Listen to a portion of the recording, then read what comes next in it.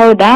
ಇವತ್ತೆಲ್ಲ ಏನ್ ಬೇರೆಯವ್ರ ಹತ್ರ ಸಲಹೆ ಪಡ್ಕೋತೀಯ, ನೀನೇ ಥಿಂಕ್ ಮಾಡಿ ಹೇಳ್ತೀಯಾ? ಬೇಕಾಗಿಲ್ಲ ಅದು, ನಿನ್ಗೆ ಆನ್ಸರ್ ಬೇಕಾಗಿರೋದು ಅಷ್ಟರಲ್ಲೇ ಇರು. ನೀನ್ ಯಾರು ಕೇಳ್ತೀಯಾ, ಇದಕ್ಕೆ ಹಿಡಿತೀಯಾ ಅದಕ್ಕೆ ಹಿಡಿತೀಯಾ, ನಿನಗ್ ಬೇಕಾಗಿಲ್ಲ ಅದು. ಹಲೋ ಹಲೋ, ಹಾ ಹಾ, ಏನಂದೆ? ಕಾಲ್ಗೆ ವೇಟ್ ಮಾಡು ಅಂದೆ. ಇವತ್ತಲ್ಲ ಅಂದ್ರೆ ನಾಳೆ. ಹಾ, ಬಟ್ ಏನ್ ಹೇಳ್ತೀಯ ಶಾಬಾಜ್? ಮದ್ವೆ ಯಾವಾಗ ಆಗೋಣ ಅಂತ.